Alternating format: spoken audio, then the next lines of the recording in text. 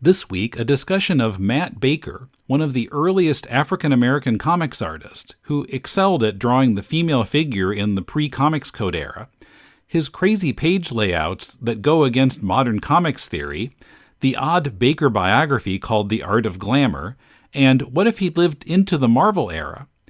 English professor Chris Gavaler joins me to discuss an excellent artist who worked with some of the most revered names in comics but didn't manage to join them in the modern comics discussion. First, help us reach our goal to unlock a new podcast about the manga Fullmetal Alchemist, The Law of Equivalent Exchange. It's a chapter-by-chapter reading of the manga with commentary on the translation, including the sound effects, and on how creator Hiromu Arakawa masterfully put together the story of Edward and Alphonse Elric. Patrick and I have already started recording the show, and we can't wait for you to hear it.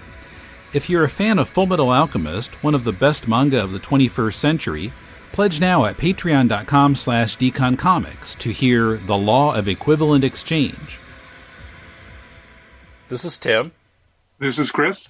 And this is Deconstructing Comics.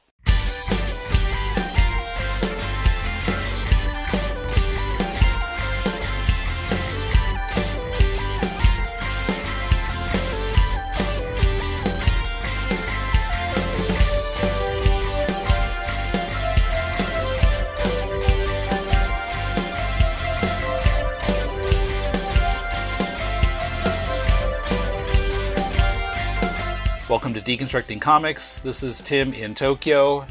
This week we're talking about the work of Matt Baker, a comics artist of the 1940s and 50s. And I'm joined by Chris Gavaler, an associate professor of English at Washington and Lee University in Lexington, Virginia. So welcome to the show, Chris. Thank you very much.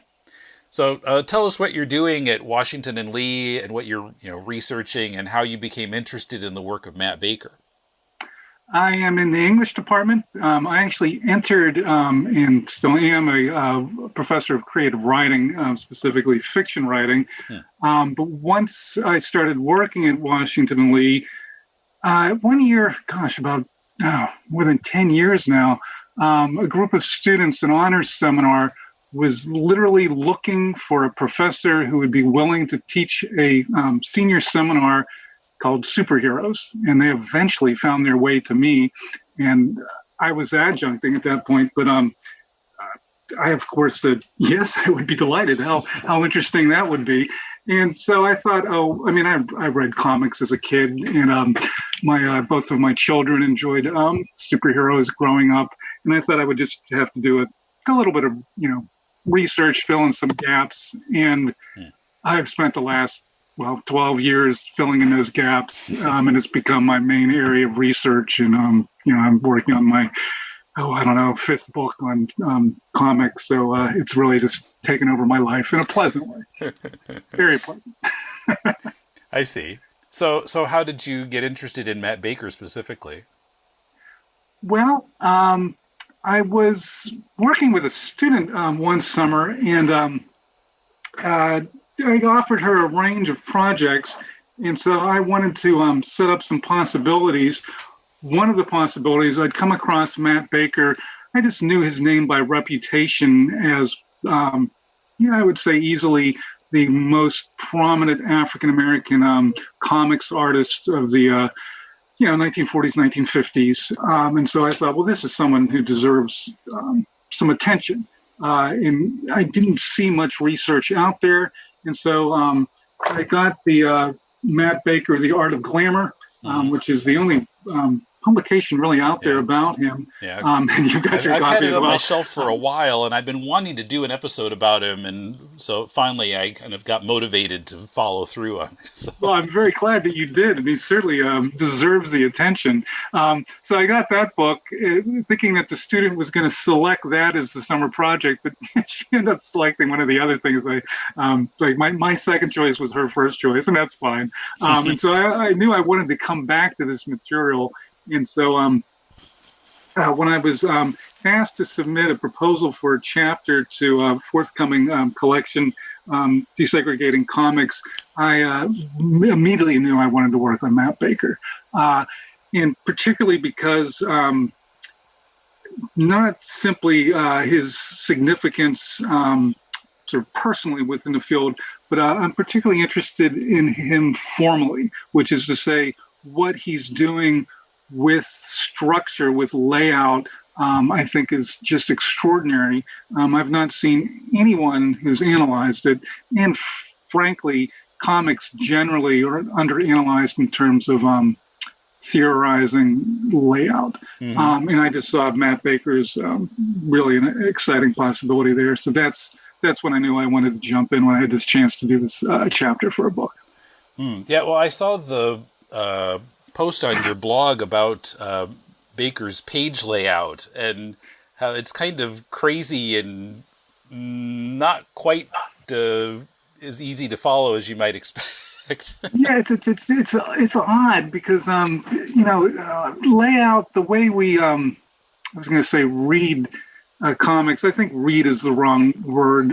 It's we use it because of obviously there are actual words involved. So we say we read a comic, but what we do is view a comic. Mm-hmm. And so the way the images are arranged on the page creates a certain kind of path, and Baker's paths are odd, pleasantly, wonderfully odd. Now, sometimes they're odd in the way that layout paths were in the 40s and 50s anyway. So it's not that he's entirely doing something completely out there. He's not literally unique. Well, but in some ways he actually is. I'm seeing some things from Baker that I have not found in other artists of the period. So he actually is doing some kind of amazing things. And it is about the oddnesses of the viewing paths. There's times where there are just these counterintuitive leaps or backward movements, or just places where the eye is moving in directions that comics artists just haven't done that since Baker. Mm-hmm.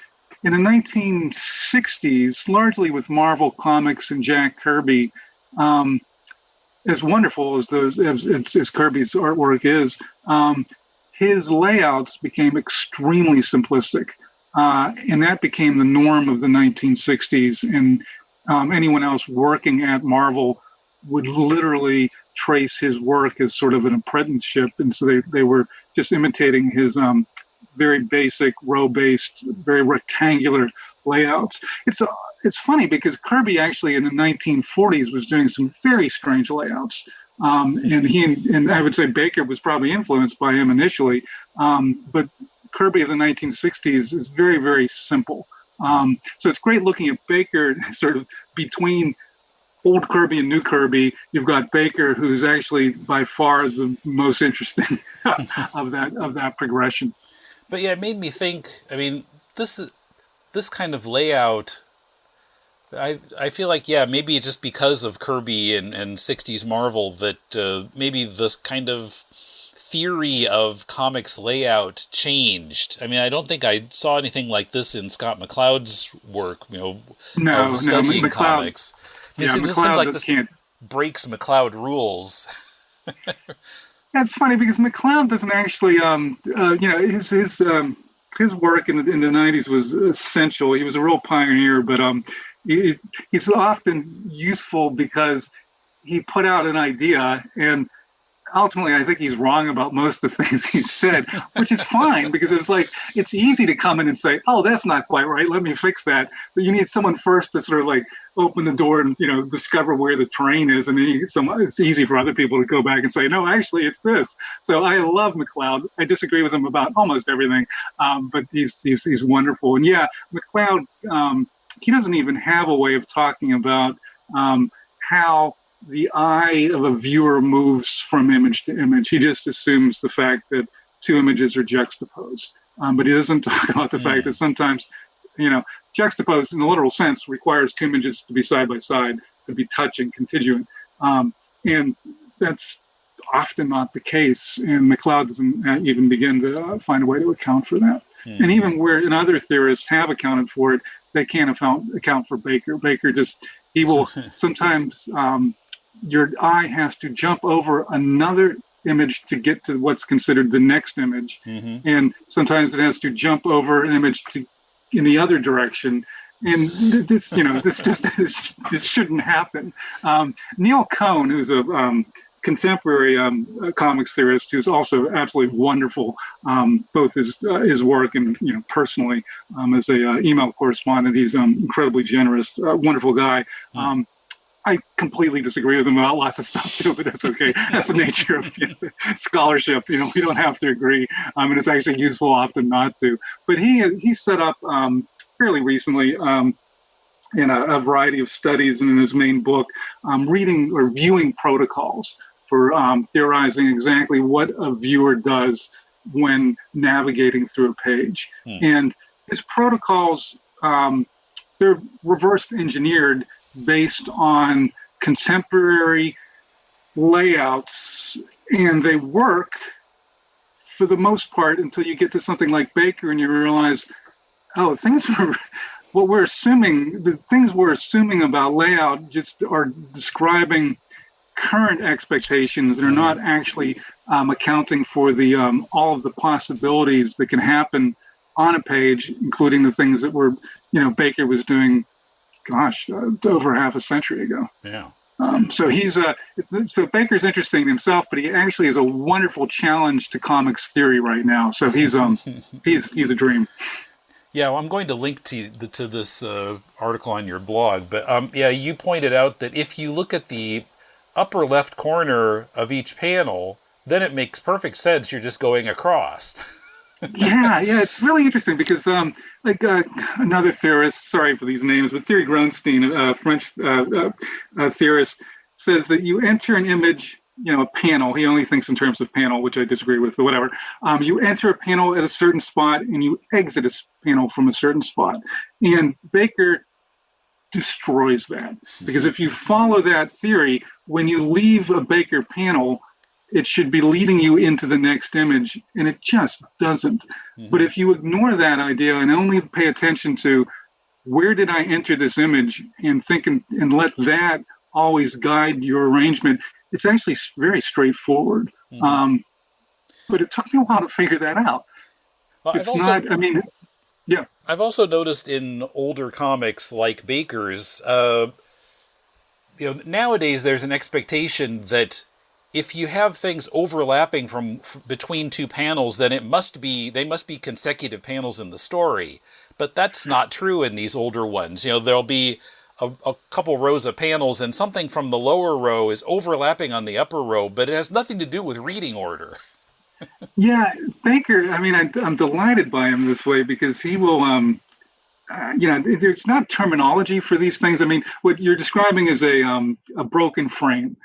Some part of an image is drawn as if it's extending over its frame edge and often over the gutter and into the next image. And you're right, usually, and in fact, a lot of comics books in terms of how to draw comics tell you, if you're going to do that, make sure you're creating a flow. So if like an arm is sticking out of one frame, it's extending into the next image that's to be looked at in that order. But Baker's could care less about that. He would, he often extended his panels, so you'd have legs that shot straight down that would make you want to read in that direction, to view in that direction. So your eyes are going down with the limbs, and then you're like, well, wait, this has got nothing to do with the story. This is not where I'm supposed to be. So there's a way he's disrupting paths, which is really kind of interesting because as a African American and as a gay man, his presence in extremely white, straight industry was itself a kind of disruption. So now I'm intrigued by that fact. It's a fascinating correlation. I can't prove that he consciously or unconsciously was disrupting forms because of his positionality.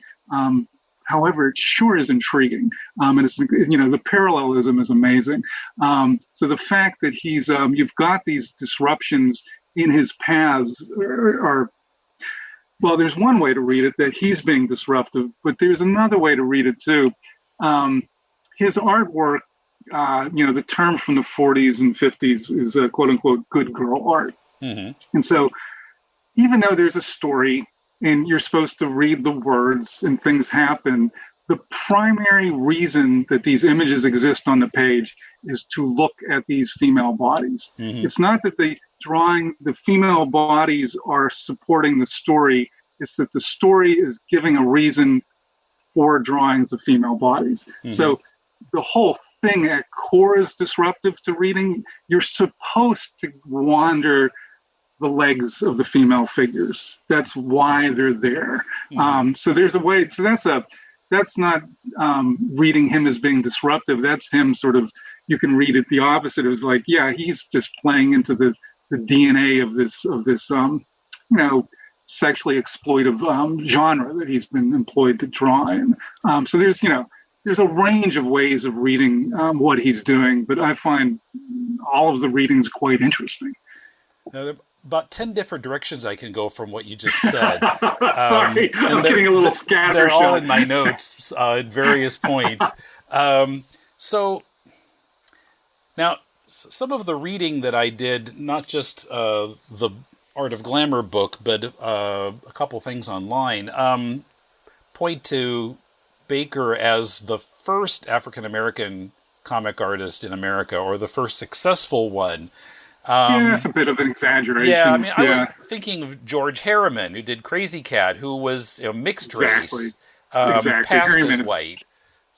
Yeah, he's massive, and that's decades before. So I guess you could say you can make a disclaimer between comic strips, Harriman, and comic books, right? If you wanted to, but even if you did that, there were a couple, and I'm not going to be able to pull up names off the top of my head. I apologize, but there were a couple other African American artists in the industry at that point. So he was not. I mean, he was uncommon, but you can't say he was completely alone. He was certainly the most successful, the first significantly successful, perhaps, something like that. Now, you mentioned him being gay, and I noticed that at least a couple of fellow artists who were interviewed for the book said that. But then some other guys were saying, well, he draws women so well, it must be from, quote-unquote, exhaustive personal research. Right. It's such the book, The Art of Glamour. Even the word glamour is sort of surreal. That's a very strange way to describe what he was doing. The genre.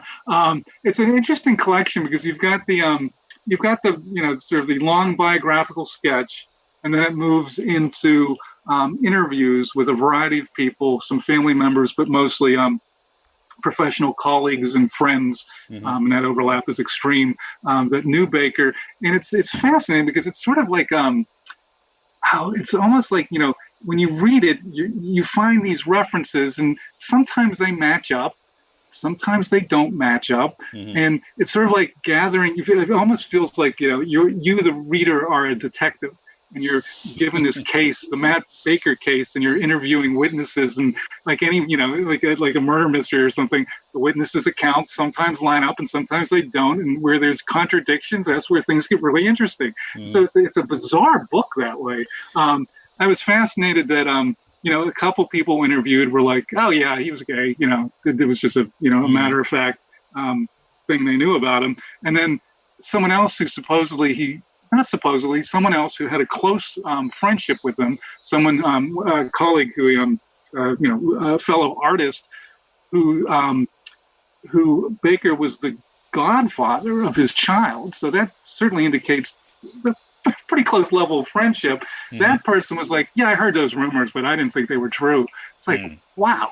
It's not surprising to me that a gay man in the 1940s and 50s would not be out to everyone.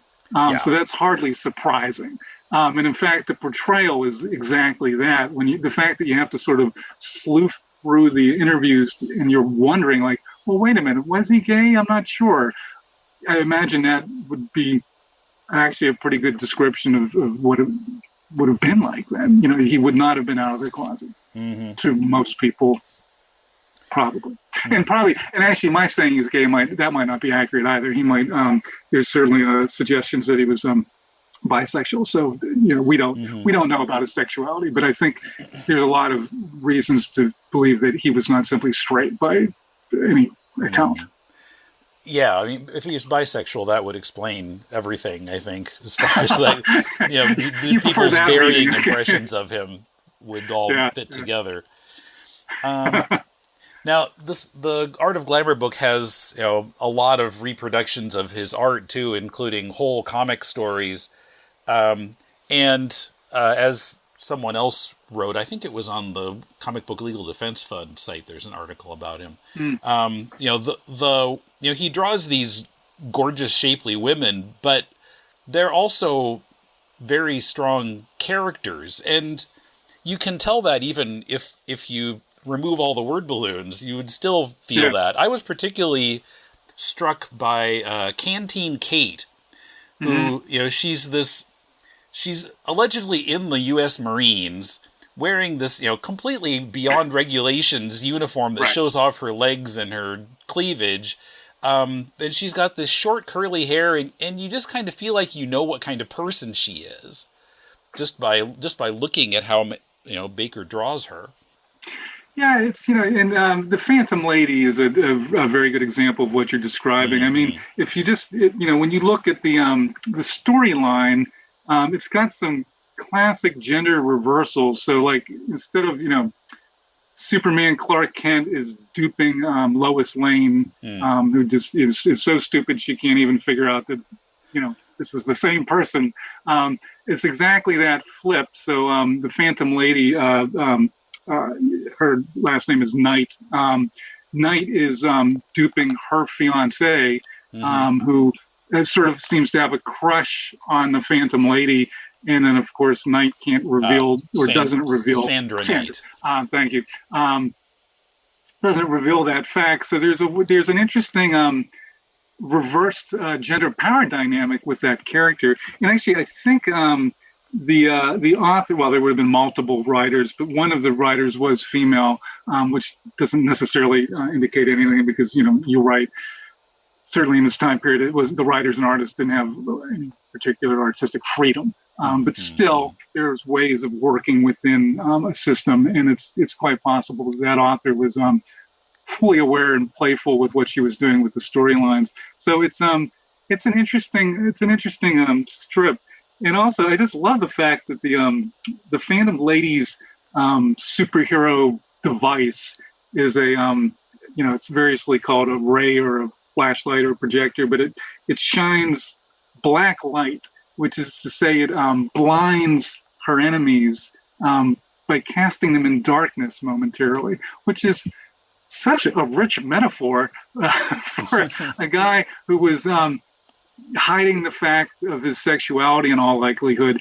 And in all likelihood, any person purchasing copies of his comics were completely unaware that it was a black man who was drawing these white women for a white male audience.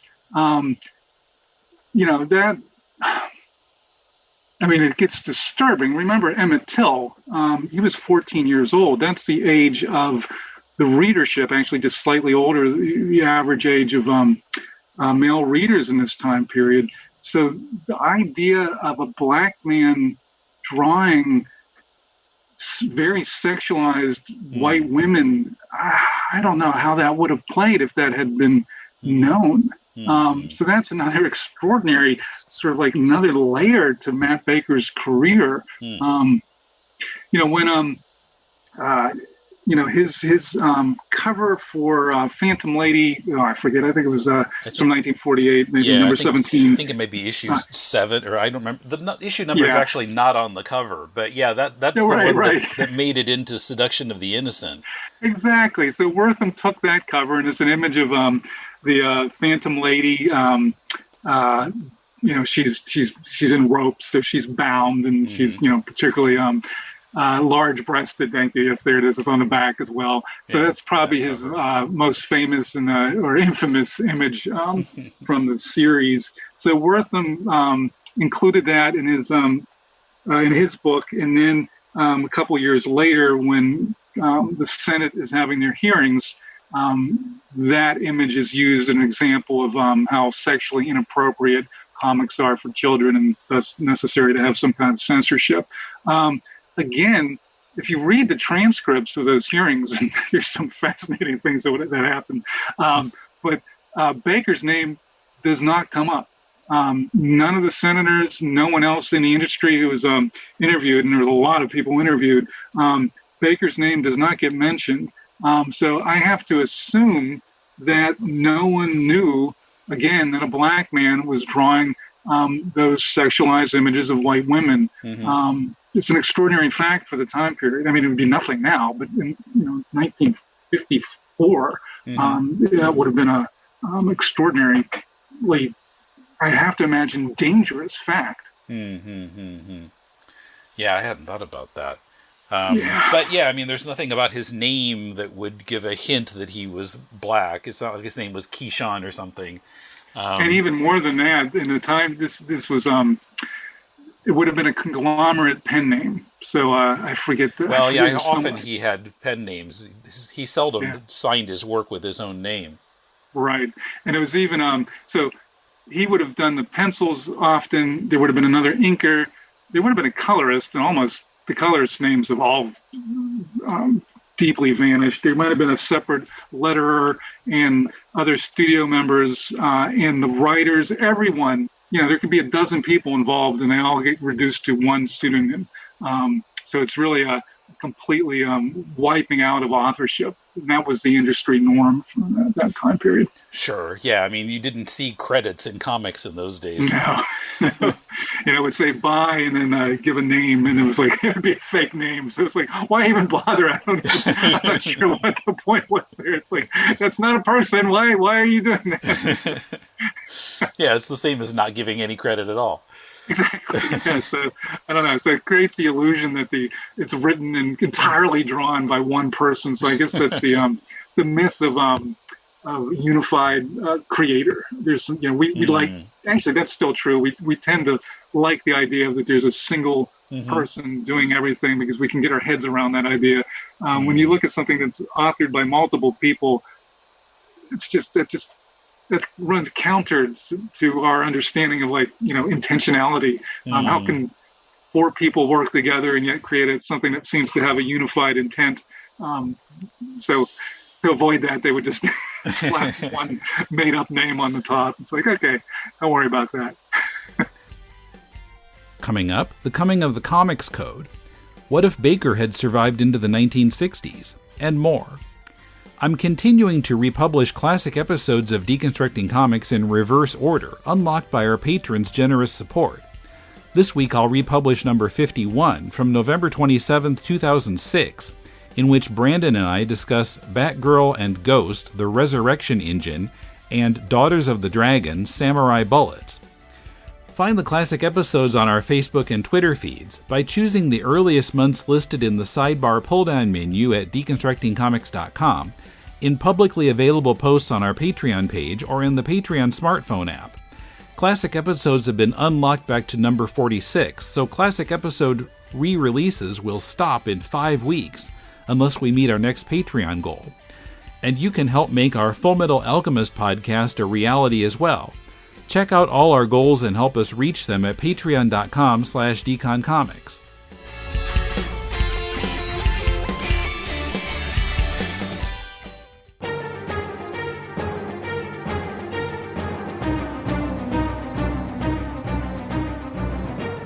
Welcome to the Superman Fan Podcast. My name is Billy Hogan, and I will be your host.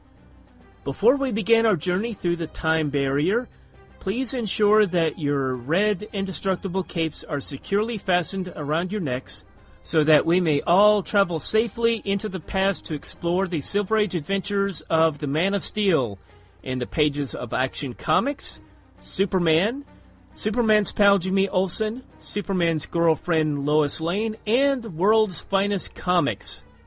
After we return from our journey, I encourage you to go to the website, thesupermanfanpodcast.blogspot.com. I look forward to have you join me each week to explore the Silver Age adventures of the Man of Steel.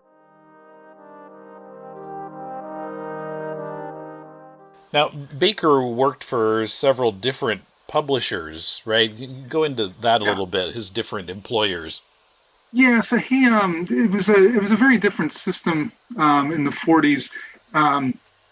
You would have companies called studios that employed a whole slew of artists, and then the publisher would purchase material from these. They were sometimes called packagers. So the publisher wouldn't directly employ artists. The publisher would employ the studio would employ artists. So it was a real conveyor belt, style. So this is this still is very common. So you'd have a script writer, and then the script writer gives the script to the penciler. The penciler, pencils out the sketch of each page. Those sketches are given to the inker. The inker finalizes them. The letterer fills in the talk bubbles. The color artist does the color. So it's like real, just handing it off down a conveyor belt style, which was the easiest for the publishers, for the studio owner to do. So it's it was a system of convenience for design, literally for mass production. So he got into that system very early, and eventually then broke off and started freelancing. And he did quite well. He was he had no problem with employment until the industry collapsed after 1955. So the fact, it's sort of interesting because you have the senators looking at his blow up of that cover image. So there he is in the Senate hearing without anyone knowing it. And then as a result of those Senate hearings, the Comics Code was created. The industry, the various publishers of comics, rather than seeing Congress pass legislation that would legalize some kind of censorship system, they created their own censorship system so that they wouldn't have it imposed on them. And I understand why they did that. And it ultimately allowed, at some point the Comics Code just fades away. Frankly, it's around 1990. It starts being irrelevant. And if there had been a law passed, that wouldn't have happened without a new law being passed. So they knew if we create this board, when it no longer serves our function, it will just go away all by itself. So it's like, I get why they did that. That was savvy, but it also, they took a major hit. So they, the censorship meant that, a lot of popular titles, a lot of popular styles, sex and violence, basically, just vanish. The industry dips, takes a really hard economic hit. And Baker, even though he had been very well employed, suddenly is having trouble finding work. So when he dies in 1959, he's just been scraping by. It's been a rough couple of years for him. Yeah, it's a sad ending to an extraordinary career. Before 55, they were really raking it in that business. They were doing. His half brother Fred Robinson in the book mentions in 1949. Matt bought an Oldsmobile 88 convertible. And it was at the time when comic book sales were at their highest. Yeah, and apparently he had pretty expensive taste in clothes, so he was doing just fine. He had a good apartment in New York, but then after 55, he had to change apartments, a much smaller one, scraping by. I think living with I think his younger brother was living with him, and it was tight. They were not financially doing well. If he'd not died in 1959, I think he would have, the what-ifs on this storyline. If he'd been there and got swept into the industry boom with Marvel taking off, 1960, 61, 62, and DC right with it. Imagine if there'd been a 1960s Baker. That would have just been amazing. Yeah, I was thinking about that too. Because, in the book, you see where he's kind of crossing paths with names that we still talk about today. He was in Jerry Iger's studio. Iger had previously been partner with Will Eisner, right? Exactly, There's an illustration from a Western story Baker drew that was written by Stan Lee. I missed that, really? That's great. on page 60 of the book. That's great. Yeah. So that would have been for Atlas Comics right before Marvel became Marvel. That's interesting. Yeah. Yeah. Yeah. So I was trying to think, like, what superhero comics could you imagine Matt Baker drawing in the 60s? Oh God, that's such a fun idea. I mean, I know that he Thor originated in I forget the name of the series, but Journey into Mystery. Oh, thank you. Yes, Yeah. and Baker actually drew some issues of that pre-Thor. Yeah. So his name is So it's sort of like he was so close. But it would have been. What would have been interesting is that Kirby and Ditko, the main artists at Marvel in that decade, their women are not interesting. Their women are actually terrible. And Stan Lee's writing for female characters in this period are just nightmarishly bad. I mean, Kirby and Lee would literally forget what powers they gave certain female characters. They wouldn't track them. And the female character is always standing in the back of, if you've got the Fantastic Four, Invisible Girl, as she was called for her first decade, is, in the back and striking some weird, irrelevant pose, or she's getting captured, or, it's really, it's bad. She's literally 60s. Invisible. Yeah, exactly. That was an extraordinary decision to name her that. It's like it could not be more accurate. They eventually have to give her more powers just because she has no reason to exist. And same with the X-Men with Marvel Girl. They just would sometimes forget, what does she do again? So to imagine Matt Baker drawing Fantastic Four or Matt Baker drawing X-Men and then giving the Jean Grey character and giving Invisible Woman the kind of primary focus that Phantom Lady received would be exciting because, even though Phantom Lady existed, just to titillate little boys, with the code in place, that sort of overly sexualized element would be removed, but I could still see Baker focusing on the female character in a way that Kirby and Ditko never did. So that would be a radically different and far more exciting Marvel than the one that actually happened. So that's, I never thought about this before, but wow, Baker drawing Fantastic Four, that's a what if. Or I'm thinking about if he'd drawn Spider-Man, how much better Betty Brant and Liz Allen would have looked. Oh, interesting. Yeah. I mean, I like Ditko. Ditko has a very fun style, but it would have been fun. And it's interesting because the first time I started looking at Baker's art, it struck an immediate memory chord in my head. And at first I'm like, wait, I've seen this. And it wasn't that I'd seen his work. It's that John Byrne, in the 70s and 80s, X-Men, Fantastic Four, he drew everything at some point. He appears to have been heavily influenced by Baker's style, particularly facial structures. He looks like he's drawing Baker faces to me now. Once I started really looking at Baker, it's like, wow, he influenced. I think there's a direct line of influence there. I can't prove that. I haven't read any interviews from Byrne that says that, but that's definitely my working hypothesis right now. Interesting. Okay, maybe. Gee, I should try to get John Byrne on the show. I've never kind of tried to contact him. And then ask that question for me, please. Okay. So I was struck reading the book, the comments of some of the other artists. Who they'll talk about the prejudice of the time, or back in those days there were people who were unsympathetic toward blacks, and reading it in the current climate in the U.S., kind of just in the past. It's flinching. It's just cringing. And it was it's so it's appropriately uncomfortable to read those interview statements.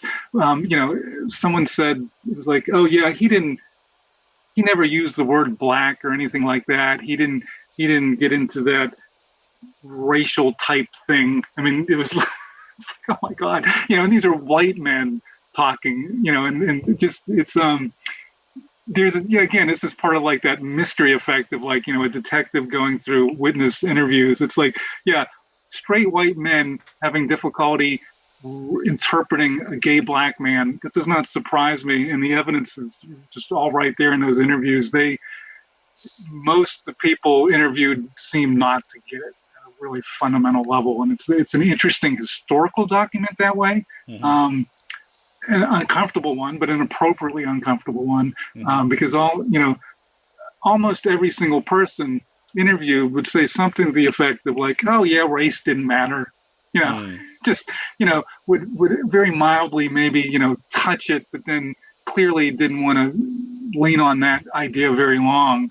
And of course, it's interesting because when his younger brother was interviewed, he didn't talk about race much, but he acknowledged that when alone, the two of them would discuss it, but when with other people, they wouldn't. And it was just sort of like an interesting crack into his mind, because in the interview, he doesn't say it. The interviewer might have next asked, "And so what did you say privately when you were talking about this sort of thing?" But then the interview just goes on to the next question. It's like, wait, that was the moment that was the crack right there. You didn't dig into that? No, he did not dig into that. I don't think the interviewer really wanted to go down that path either. But which is unfortunate because, it'd become a whole different kind of book then. It would, appropriately so, but Yeah. So talking about that he died so young. I mean, he had a heart condition from being sick as a child. Was it some kind of fever? I forget. Some kind of. Well, sometimes it's described as a birth defect, and sometimes described as a result of a fever as a child. I guess it doesn't really make any difference. But heart condition, and it kept him out of World War II as well. And talking about how he just kind of missed out on the 60s. I mean, there seems to be kind of a dividing line there where people know the names of the comics creators much more after Fantastic Four started than before. Yeah. And if he just stuck around a few more years, his name might be much more well known today. That's totally true. Yeah, the 50s, there's certainly a variety of famous artists, but it's like Kirby and Ditko and Stan Lee. Those were names. I mean, and actually Stan Lee effectively was a celebrity in the 1960s. People knew who he was. I mean, he wasn't huge, but it's like, that doesn't describe anyone else in comics before Stan Lee. I mean, Stan Lee was such a salesman, right? He was really, there was a cult of personality that he was very, very good at doing. I don't think he actually was much of a writer. I mean, just to say that his artists did most of the writing. So he's regarded as a writer, but in fact, he was an editor and a salesman, and he was brilliant at both of those things, but he wasn't much of a writer. It wasn't, but that's okay. As part of, he was very good at myth making, of himself, of Marvel, he created this idea of what comics could be. So he was a genius in his own little way. I'll give him credit for that. Yeah, and so then when the movies really started, he became kind of a rock star. In this century.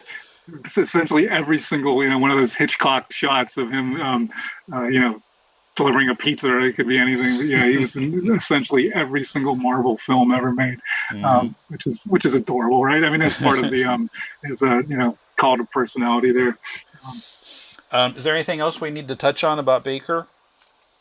Let me think. Well, he died apparently of a heart attack. It's interesting because it actually becomes literally a murder mystery, because at one point, one of the people interviewed says, and then I heard he died in a Harlem dance club in a knife fight. And it's like, I'm reading this, I'm like, what?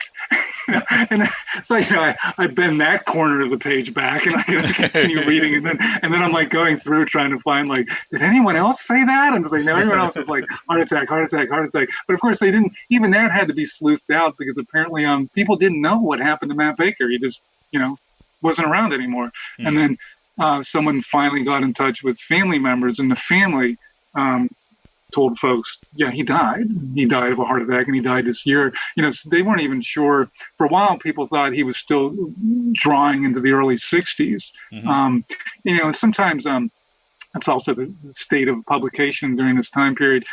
An artist might draw something, but it doesn't necessarily get published right away. I mean, there's always like a 4-month lag, but it could be a year lag, a 2-year lag. There might be something shelved that then pops up much later. So that probably happened a few times as well. So there was actually some real mystery about when he died, let alone how he died. Mm-hmm.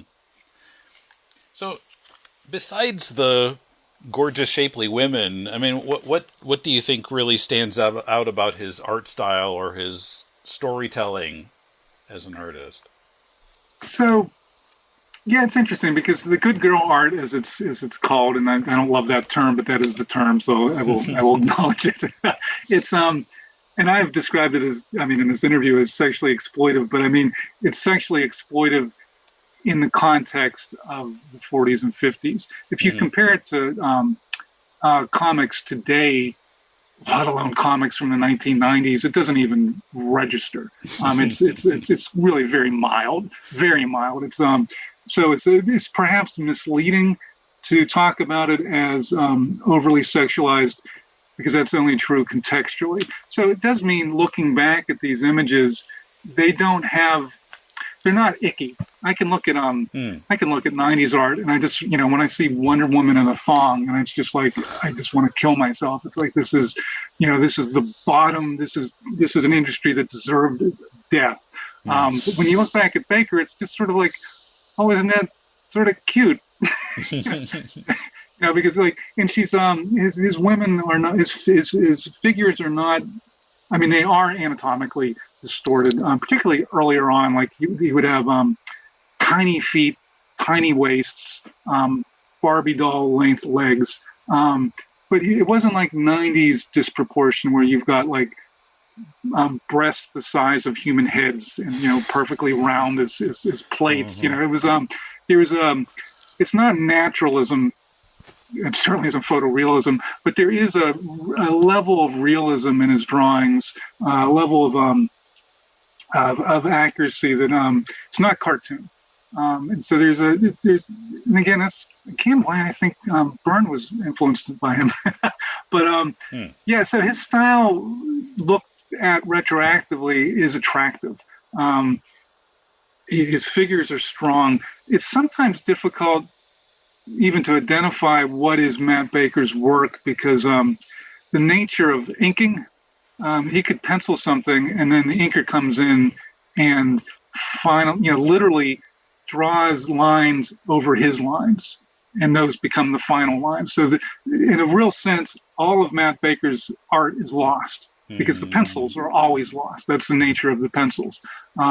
That's not unique to Baker. That's just how the production model works. So there are times where it's kind of hard to know if you're looking at Baker art because, the credits were non-existent, and you can sometimes, some of his artwork is quite recognizable. Other times it's like, I don't think this could be him. And some people have said, well, this comic couldn't have been drawn by him. It's so bad.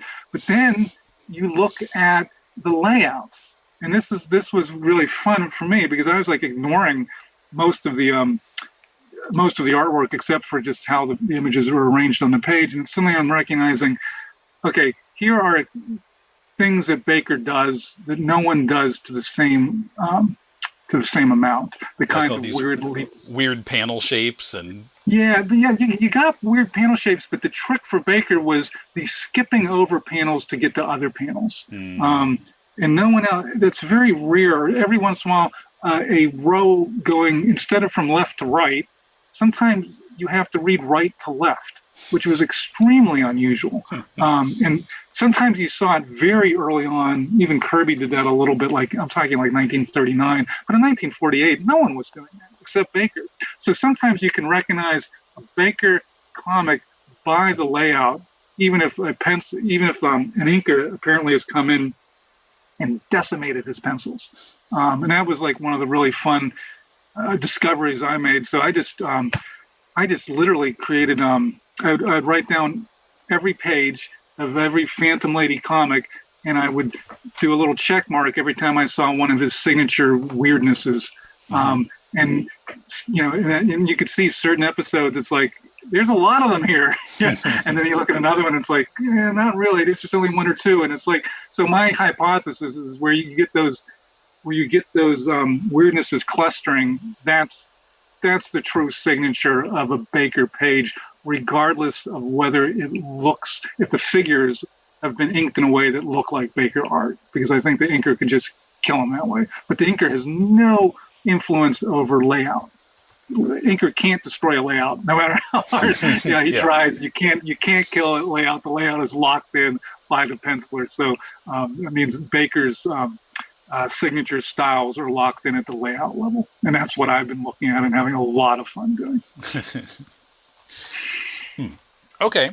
Well, thanks so much for coming on. I hope we can have you on again sometime to talk about something else. Oh, I'd love to. I'm sure there's a lot of things we could go through a list of. Or if you're into Batman 66, you can come on to the Bat Pulls. Oh, God, yeah.